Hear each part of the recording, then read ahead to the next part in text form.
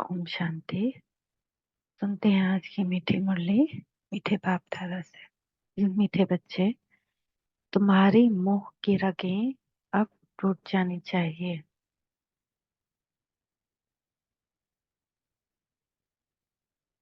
क्योंकि ये सारी दुनिया विनाश होनी। इस पुरानी दुनिया की किसी चीज में रुचि ना हो। आज का प्रश्न है, जिन बच्चों को रूहानी मस्ती चढ़ी रहती है उनका टाइटल क्या होगा? और मस्ती किन बच्चों को चढ़ती है? रूहानी मस्ती में रहने वाले बच्चों को कहा जाता है मस्त कलंधर। मस्त कलंधर वही कलंगीधर बनते हैं ना। इसका मतलब समझे।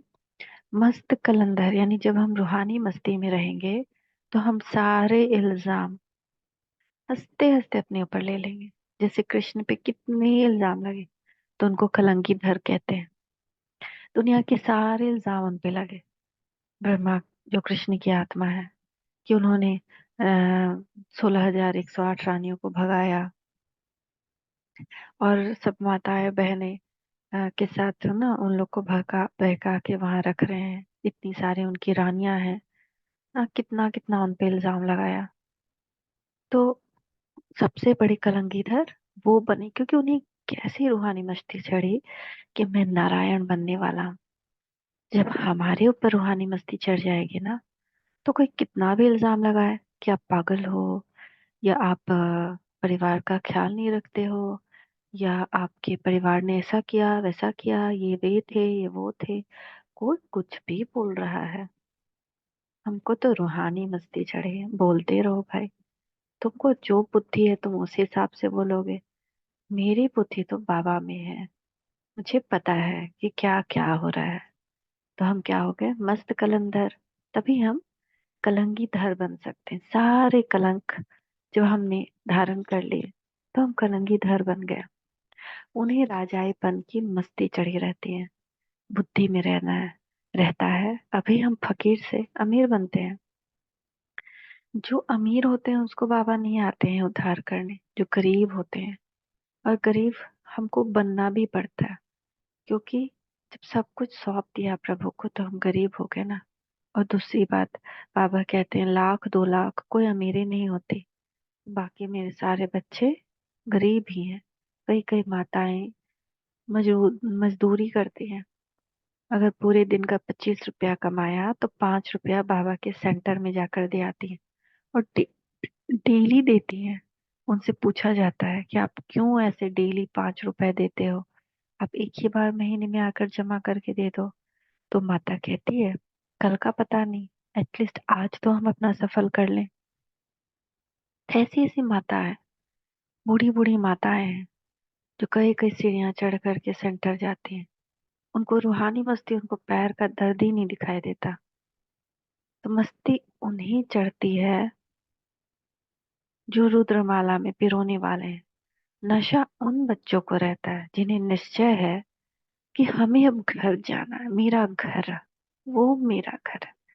ये तो है ही नहीं मेरा, कुछ भी मेरा नहीं। तब तो विनाशी हो जाना, फिर नई दुनिया में आना है एक्टिंग करने के लिए। ओम शांति। रूहानी बाप रूहानी बच्चों से रूह रिहान कर रहे हैं। इसको कहा जाता है रूहानी ज्ञान रूह प्रति। रूहानी यानी परमात्मा, आत्मा बाप रूहानी बच्चों से, आत्मा बच्चों से रूह रिहान कर रहे हैं। इसको कहा जाता है रूहानी ज्ञान रूहों प्रति। तो हम आत्मा बन के ही सोचे, मैं आत्मा परमात्मा से ज्ञान सुन रही हूँ। रूह है ज्ञान का सागर। मनुष्य कभी ज्ञान का सागर नहीं हो सकते, मनुष्य है भक्ति का सागर।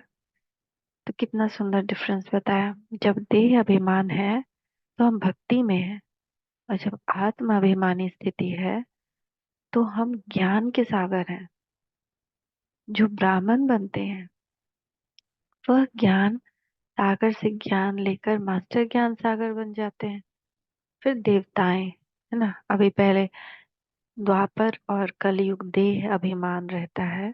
मनुष्य मनुष्य अपने आप को मनुष्य समझते हैं, देह समझते हैं। तो वो भक्ति करते हैं।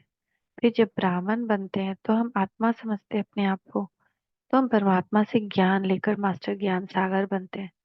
फिर जब हम देवता बनते हैं तो वहां न भक्ति होती है न ज्ञान होता है।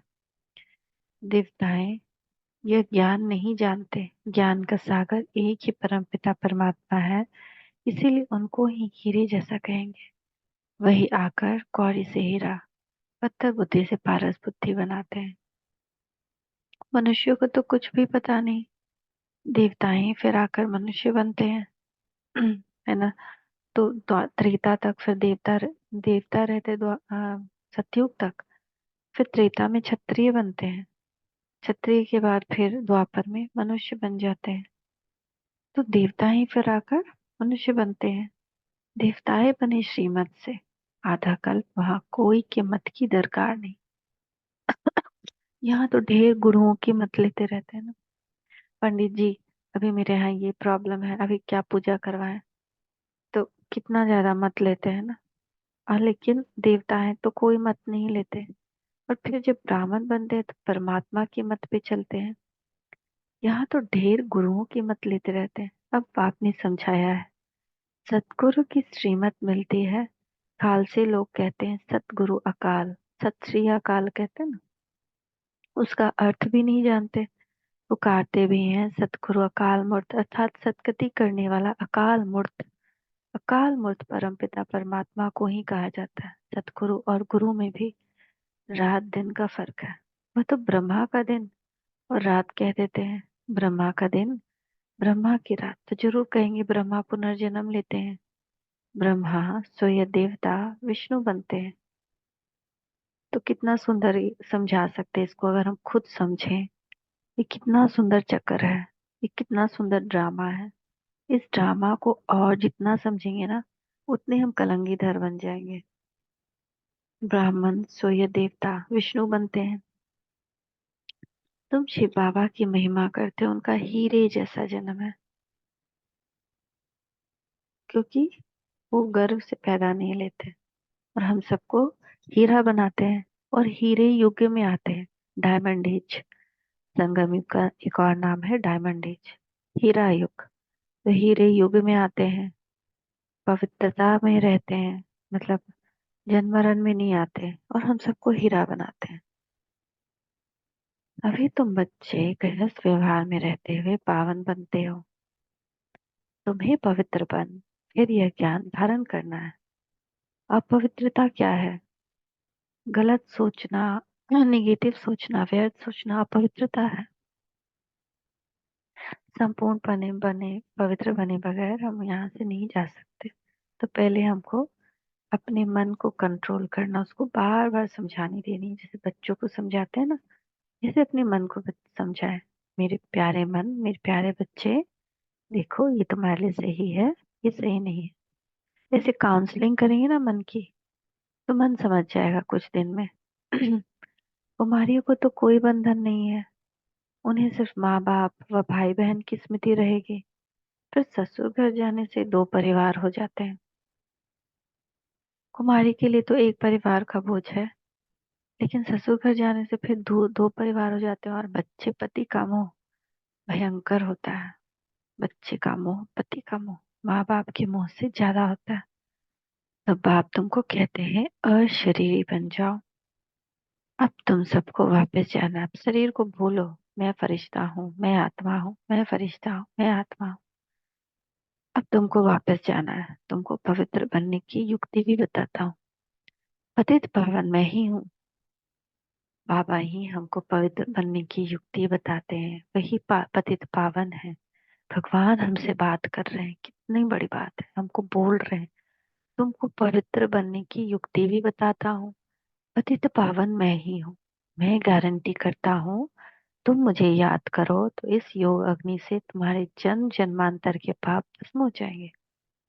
भगवान हमको गारंटी दे रहा है, इतना कुछ विश्वास दिला रहा है, लेकिन हमको दुनियादारी पे विश्वास है, दुनिया वालों पे। भगवान पे विश्वास हमारा अभी तक नहीं है। जैसे पुराना सोना आग में डालने से उनसे खाद निकल जाती है, सच्चा सोना रह जाता है, यह भी योग अग्नि है। नहीं, ये योग अग्नि जब परमात्मा को याद करते हैं ना तो उनकी एनर्जी से जुड़ जाते हैं। जो उनका उनका जो अग्नि, ये प्रकाश हमारे अंदर आता है, तो इससे हमारे अंदर का भी पाप सब नष्ट हो जाता है। विकर्ण विनाश हो जाता है। इस संगम पर ही बाबा ये राजयोग सिखलाते हैं, इसीलिए उनकी बहुत महिमा है। राजयोग जो भगवान ने सिखाया था वह सब सीखना चाहते हैं। तो दुनिया में सब लोग ये राजयोग सीखना चाहते हैं, क्योंकि कहीं ना कहीं ग्रंथों में लिखा है कि दुनिया का सबसे पुराना योग राजयोग है। क्योंकि नया संसार बनाने के लिए भगवान ये सिखाता है। लेकिन सब ना फिर राजयोग को ना ये वाला योग, पैर हाथ चलाने वाला योग बना देता है।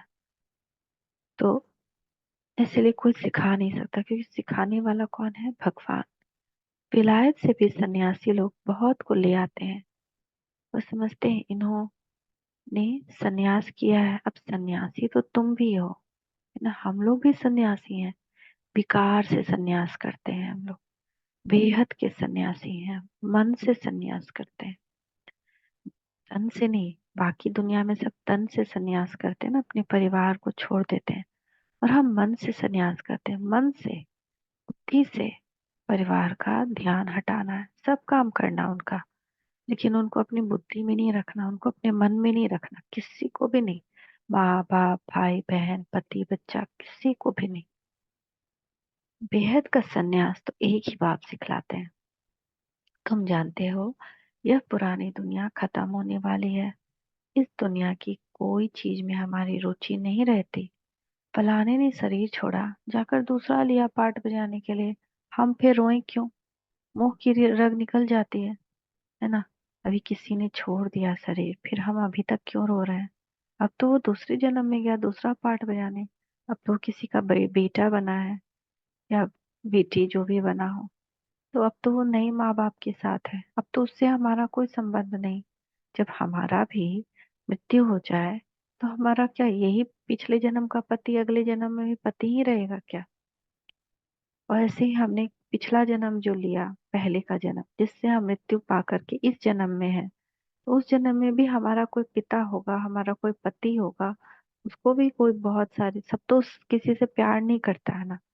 तो उस पिता को, उस पति को, उस बच्चों को भी कई लोग अभी भी गाली सुना रहे हो। तो हम इस जन्म में आकर क्या उस जन्म को याद कर रहे हैं? क्योंकि हमको याद नहीं है, तो ऐसे ही हमको इस जन्म को भी भूलना है, कि ये जन्म भी अब गया, तो इस जन्म को हम क्यों याद करें? हमारा संबंध जुटा है अब नई दुनिया से, तो हमारा शरीर कब का खत्म हो चुका होता। इतनी शक्ति किसी के शरीर में नहीं थी कि वो इतने दिन तक इतना कुछ झेले, ढोए, है ना। कितना तकलीफ हम अपने शरीर को दिए, और कितना तकलीफ कर्म के भोग के कारण हुआ। तो कई कई बार तो हमारे कुंडली में भी लिखा था कि मरना इसी उम्र तक ही जीना है, तो अभी तक हम जी कैसे रहे हैं? तो जी इसीलिए रहे हैं क्योंकि परमात्मा अपना साकाश हमारे शरीर को दे रहा है, उसको चला रहा है। तो भगवान ये बोलता है कि ये तुम्हारा मर्जीवा जन्म है, तुम ऑलरेडी मर चुके हो। तुम्हारा दो तरह से जन्म हुआ है, एक तो ज्ञान से आत्मा का जन्म, नया जन्म, और दूसरा शरीर भी तुम्हारा खत्म ही चुका है। अभी मेरा शरीर है, मैं इसको चला रहा हूँ। तुम्हारे शरीर को अब मैंने ले लिया है, तुमको दिया है उधार पर, लोन पर, अपना काम करवाने के लिए। परमात्मा अपना काम करवाना चाहता है हमसे, इसीलिए दिया है। तो हमारा संबंध अब किससे है? नई दुनिया से है, ब्राह्मण परिवार से है। तो ऐसे बच्चे पक्के मस्त कलंगीधर होते हैं। तो ऐसे बच्चे जो बार बार इस निश्चय में रहते हैं ना, मस्त कलंगीधर बन जाते हैं, मस्त रहते हैं। अरे कोई इल्जाम लगाना है लगा दो, बाहर में जाओ तुम लोग, हमको क्या फर्क पड़ता है? मेरा तो वो जन्म ही खत्म हो गया, उसका हमको क्यों फर्क पड़ेगा? जैसे एक डेड बॉडी है ना, वो आत्मा तो चली गई दूसरे जन्म में। अब उसके सामने कोई बैठ करके उसको लाख कोसे, लाख बदुआ दे, तो शरीर को क्या होगा? वो तो शरीर दिख रहा है ना। तो बाबा कह रहे हैं तुम्हारे में राजापन की मस्ती है, तो अब हमको मस्ती में रहना है। बाबा में भी मस्ती है ना। हम ये कलंगी गधर जाकर बनेंगे, फकीर से अमीर बनेंगे। अंदर में मस्ती चढ़ी हुई है, इसलिए मस्त कलंदर कहते हैं। इनको तो साक्षात्कार भी करते हैं। तो जैसे इनको मस्ती चढ़ी हुई है, तुमको भी चढ़नी चाहिए। तुम भी रुद्रमाला में पिरोने वाले हो। हम भी तो शिव बाबा के पास ही जाने वाले हैं ना, उनके गले की माला बनने वाले हैं। तो जिनको पक्का निश्चय हो जाता है उसको नशा चढ़ेगा। हम आत्माओं को अब जाना है घर। बार बार दिन भर बार बार एक ही गाना गुनगुनाते रहे या सुने। अब घर जाना है, अब घर जाना है। है ना। फिर नई दुनिया में आएंगे तो अपनी नई दुनिया को देखें कि मैं पुष्पक विमान में उड़ रही हूँ। वहां मेरा नया परिवार है। बार बार देखें तो इस परिवार से मोह टूटेगा। इस निश्चय से जो इनको भी देखते हैं उनको बच्चा देखने में आता है, श्री कृष्ण देखने में आता है। जो इस निश्चय से ब्रह्मा बाबा को देखते थे ना कि अब हम तो उस दुनिया में जा रहे हैं, नई दुनिया में जा रहे हैं, उनको श्री कृष्ण दिखाई देते, छोटा बच्चा दिखाई देता था उनमें। कितना शोभनीक है। श्री कृष्ण तो यहाँ है नहीं, उनके पिछाड़ी कितना हैरान होते हैं ना। अभी तो इस युग में श्री कृष्ण नहीं है ना, वो तो सत्युग में रहता है, लेकिन फिर भी वो इतना मधुर, इतना प्यारा कि आज तक लोग उनको झूले बनाते हैं, उनको दूध पिलाते हैं। वो तो जड़ चित्र है, और ये क्या है, रियल है ना। तो इनको भी यह निश्चय है कि हम बालक बनेंगे। तो बाबा को इतना निश्चय था कि वो बालक बनेंगे कि वो छोटे बच्चे की तरह अकेले कमरे में कृष्ण की तरह ठुमक ठुमक के चलते थे। आहा, मैं तो कृष्ण बन रहा हूँ। कृष्ण कैसे चल रहा होगा, छोटा बच्चा कैसे चल रहा होगा। तो कितना उनको निश्चय, हमको अगर आज दिखा दिया जाए आहा तुम तो कृष्ण बनने वाले हो, तो कैसा नशा चढ़ जाएगा। तो हम बनने वाले हैं ना, एक ही कृष्ण थोड़ी रहता है, 8 कृष्ण रहते हैं।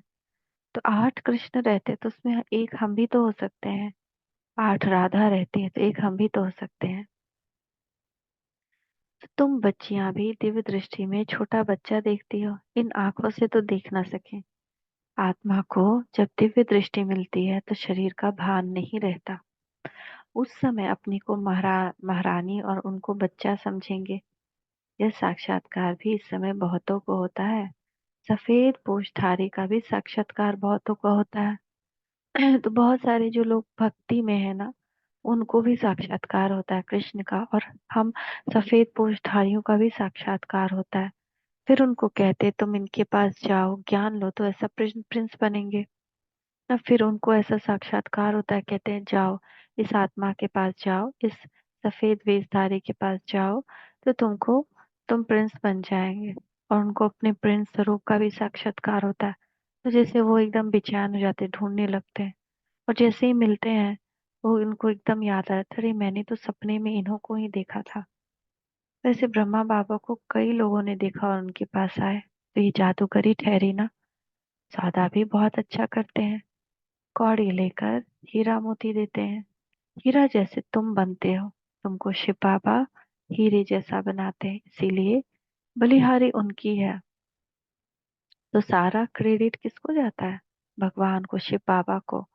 वही हमको ऐसा बनाते हैं। मनुष्य न समझने के कारण जादू जादू कह देते हैं।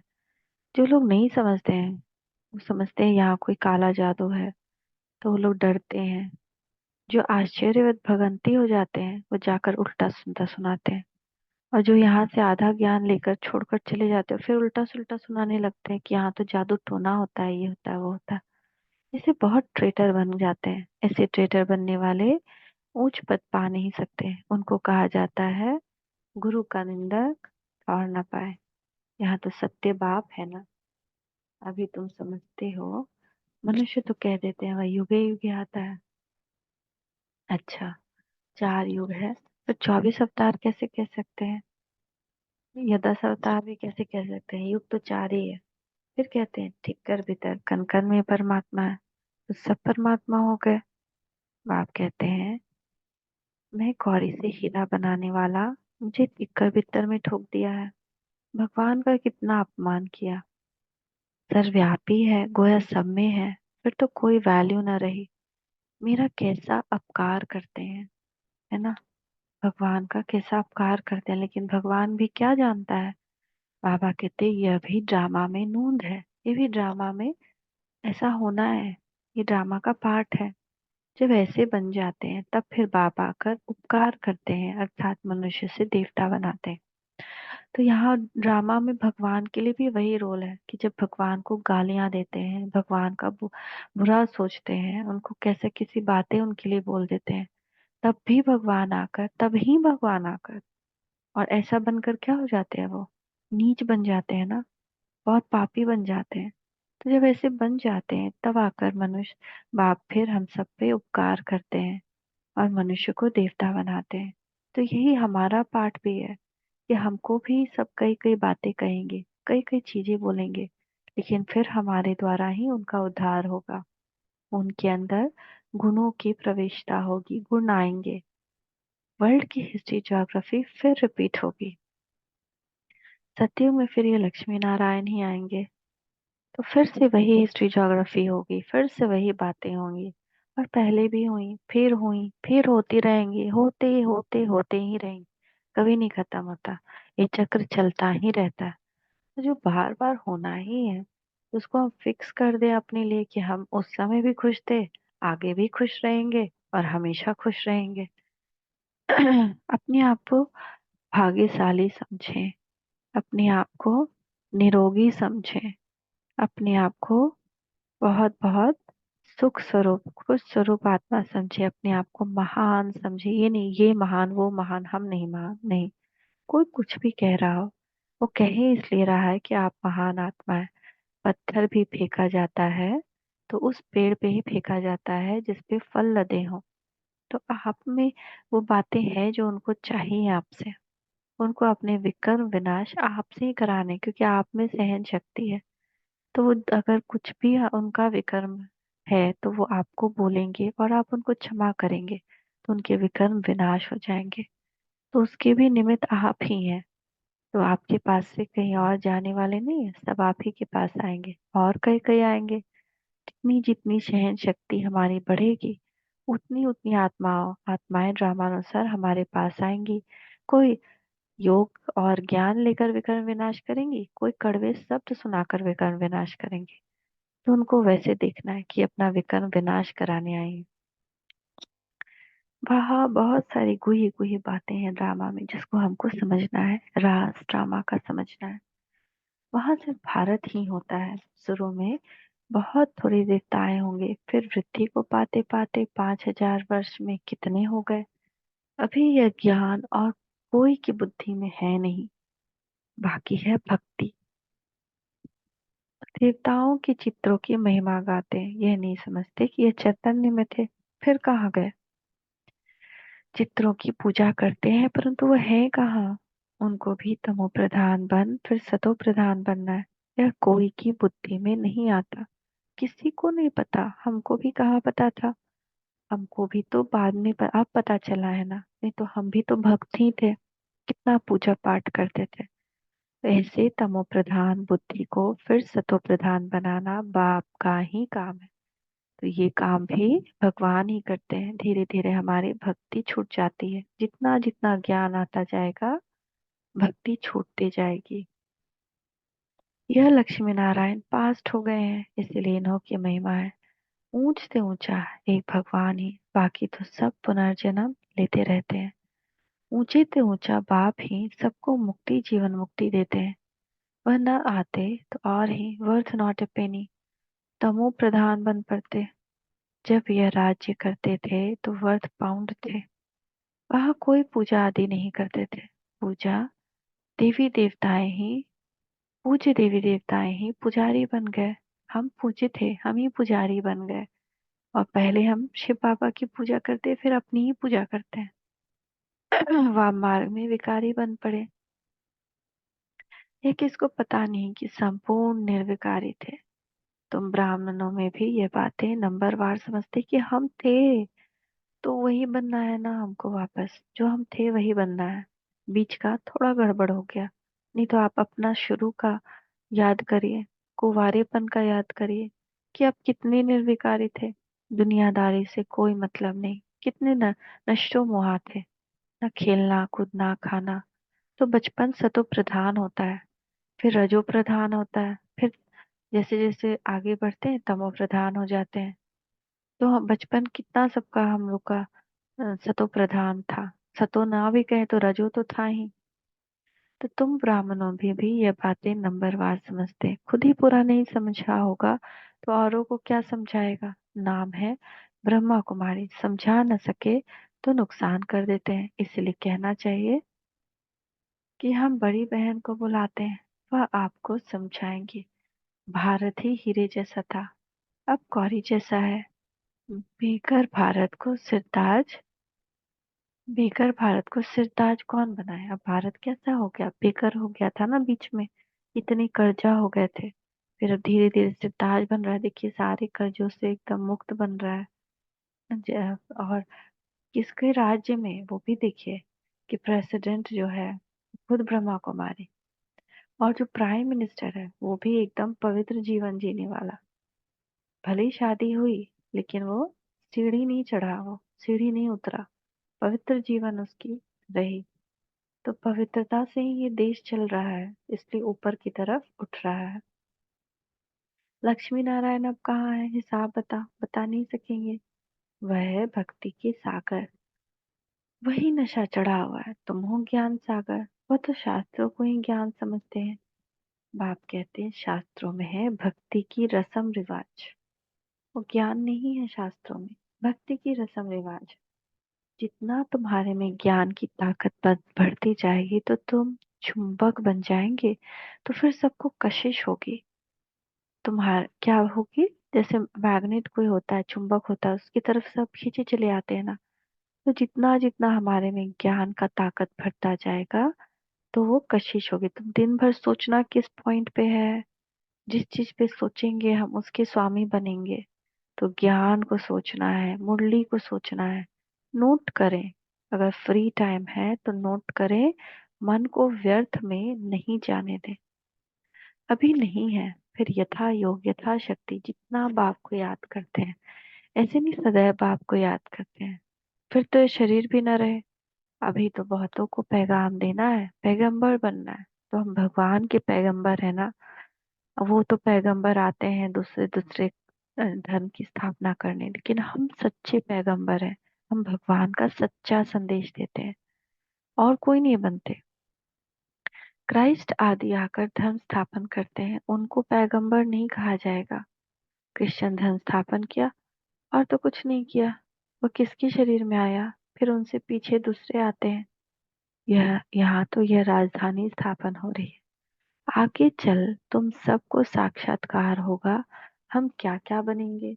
यह हमने विकर्म किया, साक्षात्कार होने में देरी नहीं लगती है ना। तो हमने, ये जो दुनिया है ना, ये शीश महल बन जाएगा, जहाँ सबको, और हमारी गलती सबको दिखाई देगी, सबकी गलती हमको दिखाई देगी। एकदम शीश महल, सबके मन में क्या है एकदम साफ दिखाई देगा। तो हम बाबा कहते कोई दाग ना रह जाए, कुछ भी छुपाना नहीं, सारा दाग भस्म करो, नहीं तो पूरी दुनिया देखेगी कि तुम ये हो और तुम ये बनने वाले हो। तो काशी कलवट खाते थे, एकदम खड़ा होकर कुएं में कूद पड़ते थे। तो बनारस में कुआं है जिसमें बहुत चाकू लगे हुए हैं, तलवार लगे हुए हैं अंदर में।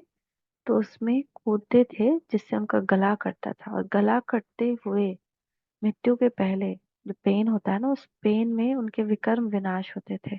और उसी समय उनको साक्षात्कार भी होता था कि तुमने ये पाप किए हैं। तो काशी कलवट खाते थे, एकदम खड़ा होकर कुएं में कूद पड़ते थे। अभी तो गवर्नमेंट ने बंद कराया।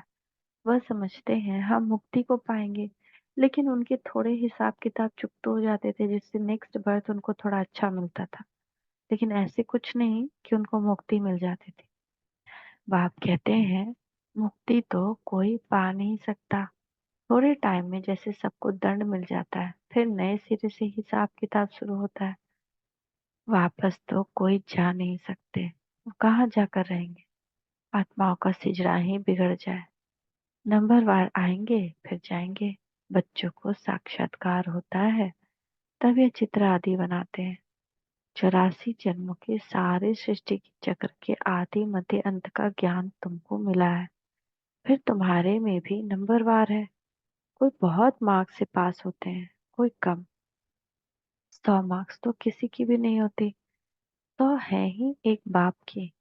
वह तो कोई बन ना सके, थोड़ा थोड़ा फर्क पड़ जाता है। एक जैसे भी बन ना सके। 100 मार्क्स एक बाप का ही है, तो सब क्या होता है, कोई 99 कोई 98 ऐसे नंबर लाते, पूरा पूरा नहीं रहता, थोड़ा थोड़ा फर्क पड़ जाता है। कितने ढेर मनुष्य हैं, सबके फीचर्स अपने अपने हैं। आत्माएं सभी कितनी छोटी बिंदु हैं, मनुष्य कितने बड़े बड़े हैं, परंतु फीचर्स एक के न मिले दूसरे से। जितनी आत्माएं हैं उतनी ही फिर होंगी, तब तो वो घर में जाएंगी। लास्ट आत्मा जब यहाँ पे आ जाएगी परम धाम से, तब फिर सब वापस जाएंगे। यह भी ड्रामा बना हुआ है, इसमें भी बना हुआ है। ऐसे नहीं कह सकते आज हमको मुक्ति मिल जाए तो फिर तो उसी चक्कर में आना है ना। हम सोचें चलो आज हम मर ही जाएं, अपने को खत्म ही कर लें, लेकिन फिर तो हमको यही चीज देखने आना है ना, ड्रामा तो फिर से रिपीट होना है ना। तो मरने का क्या फायदा। मुक्ति तो कभी मिलती नहीं है, बस थोड़े दिन परम धाम में मिलते हैं, रहते हैं, लेकिन वापस तो हमको फिर उसी सीन को रिपीट करना है ना। तो हम उस समय ऐसे सीन क्यों अपने लिए बनाए जो हमको बार बार उस दुख से और दुख से गुजरना पड़े। अब इस आत्मघात, आत्मा का तो मरती नहीं तो आत्मघात होता नहीं, शरीर घात होता है। तो हम शरीर को खत्म कर दे करके एक और पाप चढ़ा लें, क्योंकि शरीर तो भगवान का है, हमारा तो है नहीं। तो इसलिए रिपीट होता है ये दुनिया, सारा कुछ रिपीट होना है, हर एक का डायलॉग रिपीट होना है। तो हम अपने डायलॉग स्वच्छ, शुद्ध और अपने चित्त को प्रसन्न रखें ना, ताकि हम हर बार प्रसन्न रह सके। बार बार सोचिए कि अगर हम आज कुछ करते हैं बुरा, तो हर 5000 साल में बुरा करेंगे, तो हमारी किस्मत फिर कैसे बनेगी, बुरी किस्मत बनेगी ना। तो ये जो युग है ये किस्मत बनाने का युग है, तो हम उस पे ध्यान दें, दूसरे पे नहीं। तो इसमें कुछ भी फर्क नहीं हो सकता, ये जो ड्रामा है इसमें कुछ भी फर्क नहीं हो सकता। एक बार जो शूटिंग हुई और फिर देखेंगे, तो तुम देखिए कितना सुंदर बाबा कह रहा है, शूटिंग हो रही है ना। अभी भी क्या हो रही है, शूटिंग हो रही है। जो एक बार हो गई वही फिर से देखेंगे। तुम कहेंगे 5000 वर्ष पहले भी हम ऐसे मिले थे। एक सेकेंड में, एक सेकेंड भी कम जास्ती नहीं हो सकता। ड्रामा है ना, एक सेकेंड भी ऐसा नहीं, किसी एक सेकेंड ऐसा बीत जाए जिसमें पिछली बार तो बहुत दुख था अभी सुख हो जाए, या पिछली बार बहुत सुख सुख था अभी दुख हो जाए, नहीं। सेकेंड बाय सेकेंड रिपीट होता है। ड्रामा है ना, जिसको यह रचता रचना का ज्ञान बुद्धि में है, उनको कहा जाता है सुदर्शन चक्रधारी। बाप से ही ये नॉलेज मिलती है, मनुष्य मनुष्य को ये ज्ञान दे न सके। भक्ति सिखलाते हैं मनुष्य, ज्ञान सिखलाता है एक बाप। ज्ञान का सागर तो एक ही बाप है। फिर तुम ज्ञान नदियां बनती हो, ज्ञान सागर, और ज्ञान नदियां से ही मुक्ति, जीवन मुक्ति मिलती है। होता है पानी की नदियां, पानी तो सदैव ही है ही, पानी तो हमेशा ही है, लेकिन ज्ञान मिलता ही है संगम पर। पानी की नदियां तो भारत में बहती हैं, बाकी इन सब से शहर खत्म हो जाते, खंड ही नहीं रहते। ना बाढ़ आता उसी पानी से, सारे के सारे शहर खत्म हो जाते। बरसात तो पड़ती होगी, पानी पानी में जाकर पड़ता है, यही भारत होगा। सब खत्म हो जाए, बाकी भारत रहेगा। अभी तुमको सारी नॉलेज मिली है, यह है ज्ञान, बाकी है भक्ति। हीरे जैसा एक ही शिव बाबा है, जिसकी जयंती मनाई जाती है। शिव जयंती मनाई जाती है ना, पूछना चाहिए शिव बाबा ने क्या किया। वह तो आकर पतितों को पावन बनाते हैं, आदि मध्य अंत का ज्ञान सुनाते हैं। तब गाया जाता है ज्ञान सूर्य प्रकटा, ज्ञान से दिन, भक्ति से रात होती है। अब तुम जानते हो जो 80 जन्म पूरे किए हैं, अब बाबा को याद करने से पावन बन जाएंगे। फिर शरीर भी पावन मिलेगा, स्वस्थ मिलेगा। तुम सब नंबरवार पावन बनते हो, कितनी सहज बात है। मुख्य बात है याद की। बहुत हैं जिन्हें अपने को आत्मा समझ।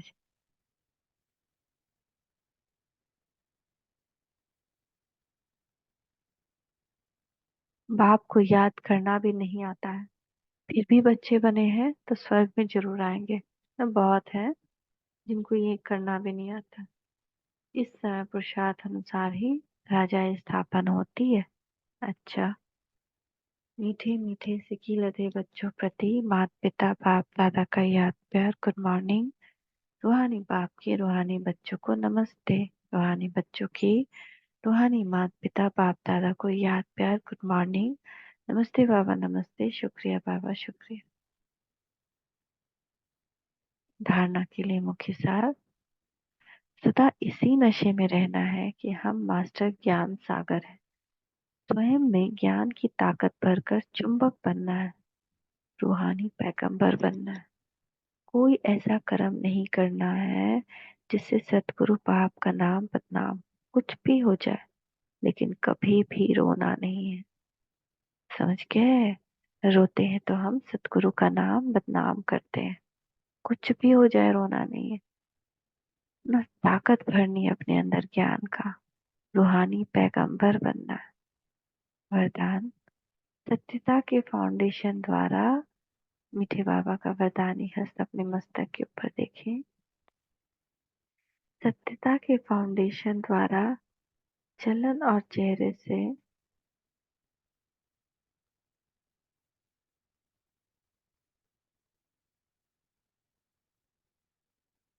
सत्यता के चलन द्वारा सत्यता के फाउंडेशन द्वारा चलन और चेहरे से दिव्यता की अनुभूति कराने वाले सत्यवादी भव। दुनिया में अनेक आत्माएं अपने को सत्यवादी कहती व समझती हैं, लेकिन संपूर्ण सत्यता पवित्रता के आधार पर होती है। पवित्रता नहीं तो सदा सत्यता नहीं रह सकती।